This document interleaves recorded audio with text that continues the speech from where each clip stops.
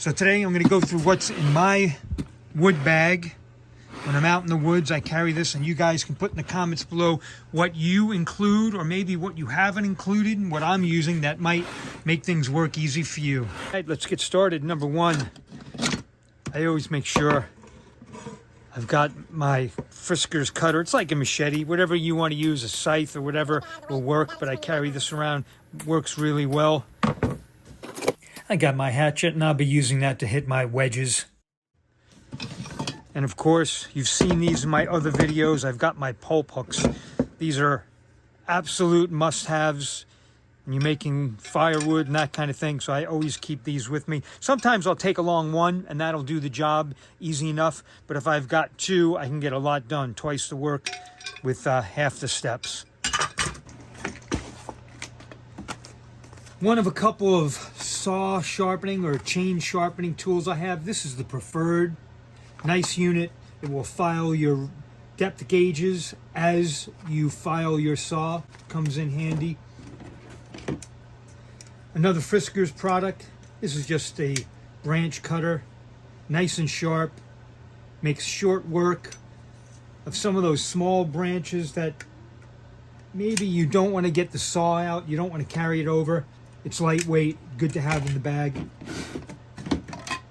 We got a couple of wedges. You can see I've chopped into them a lot. Use them for felling, but predominantly I'll use them, at least lately, for when I'm bucking. I've got a lot of oak that have come down with the oak die-off that we've experienced out here. So I use these all the time, keep them in my pocket when I've got my chaps on, my little bag that I carry with me. Fuel. I'm not out there cutting for hours on end. I'll go out there for an hour or two. This is premix that I made myself. Sometimes I'll use the ethanol-free. Actually, this is my bar oil. I'll put it in the ethanol-free jug, and I can take that out into the woods, get a couple of tankfuls. That's all I really need when I'm out there. And this is the one I keep my bar oil in. They're small, they fit in neatly, and it's not as bulky as the big plastic jugs. They work really well.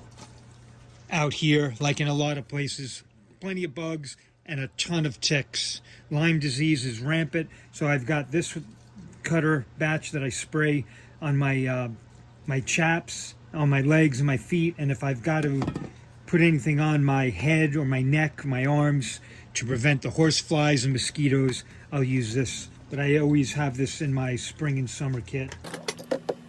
When I'm going to be sharpening my chain out in the field, I like to have my little stump vise. Really worth buying. You use it enough that it really comes in handy, works well. I've had this for a number of years. You'd have to try hard to break it. One of two scrunches that I have. We all need them. We all have them in one way or the other. You can take out your spark plug, tighten up your bar nuts, and you can adjust your chain. Earlier today, I was sharpening all my chains. I'm going to take this out into the woods. This is an old bag that a pillowcase came in when we bought sheets. I saved it. So now it's been in my kit for a number of years. Works really well. I've got an old rag, and of course, I've got the requisite wood chips because I always forget where my bucket is when I'm cutting. So now this is the meat and potatoes. This is my tool kit that I use. Sometime in the early 2000s, I had a independent CD-ROM drive that I could hook up to a laptop. Well, I got rid of that a long time ago, kept the bag, and I've been using it ever since. I've got a Steel MS 361 manual, which I don't really use too much anymore. It's got plenty of oil on it. There she is right now. She's a beauty. Pre-EPA, runs like a charm. I keep old parts. This one I think was for, what the heck, when I replace the sprocket, just in case I need it. I probably will never use it, but I have it in there. That's just the way I am. My screwdriver for adjusting the carburetor when I have to. I also have an RPM gauge. Haven't used it in quite some time. The chainsaw has been running really well. I'm not worried about maximizing my 13,000 RPMs or whatever. If it sounds good and it's running nice, wide open throttle, I'm happy with it, so I'm not worried about the RPMs. Also in this little bag, again, I've got some old parts. One of the things I recommend is either having some OEM or just different nuts for your bar. If you get pinched, if you got your bar pinched, you've got to take it off. These nuts tend to disappear. I also have an old sprocket and some fuel line and whatnot.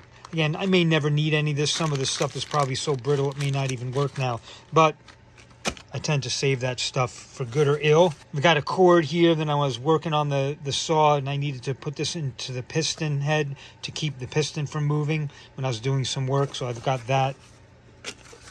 I got a couple of zip ties. I've got this syringe. I have a couple of cats over the years that have had diabetes, needed insulin shots. This has a nice fine point, so if I do have to work on the carburetor or get somewhere, clean an orifice out, I do have this handy. I haven't had to use it, but it's there. An old spark plug. Not really sure what shape it's in at this point. Hopefully the point isn't squished, but that's in there. I've got a steel sharpening kit along with the preferred, so I'm pretty much covered there. I'll open this one up. The standard fare. I do have this Carlton File-O-Matic. Sounds like something out of the 80s. I just started using this, and I actually dig it for the rakers, and I don't use it for normal sharpening, but for the depth gauges, it seems to come in handy better than this one, which seems to wear down right here. So we'll see.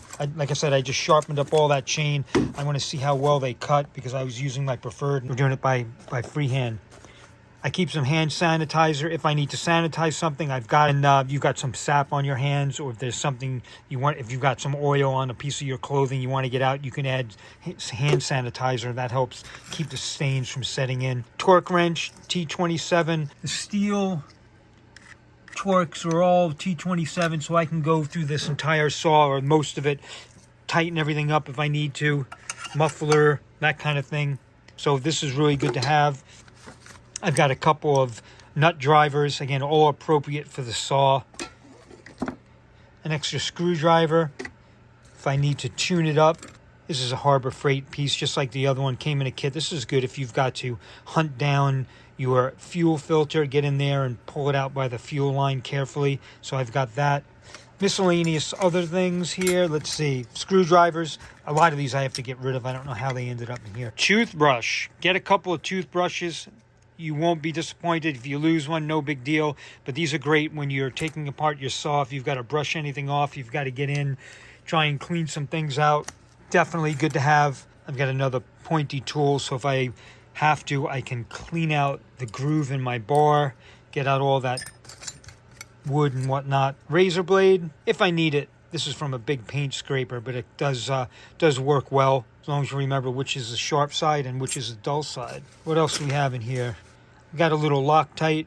Harbor Freight, I don't know how well it works, but I do have it certainly for these nuts. I like to keep it in there. And I've got in here what I always like to have available, ear protection. Throw them in the wash. You can wash them, throw them in a sock, and put them in the dryer, excuse me, and they'll get cleaned up. But I have a one good ear and one really bad ear, so I like to protect my hearing. Always have plenty of these floating around. One last thing I wanted to mention, and I had it hanging here so I wouldn't forget, and I did.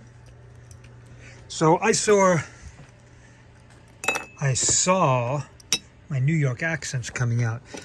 I saw a video by Buck and Billy Ray. Check him out. I got a link in the description. And he was talking about how one day he was out in the Pacific Northwest, he was felling. He got hurt out in the woods, broke his back, had to crawl out, had no way of yelling to his logger buddies and the people that were running skidders and whatnot. And he had mentioned that he has a whistle that he keeps on his vest or on his shirt, so it's within easy reach. I think that makes a lot of sense.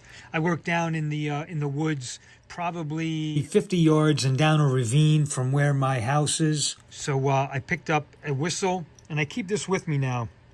I figure if something does go south, at least I have the whistle to blow, and maybe someone in the area can hear me. My wife might be able to hear me, but it's just a little safety precaution because you never know. I've got a link in the description for these. They're inexpensive. You can get 3 or 4 of them at a shot, and they work pretty well.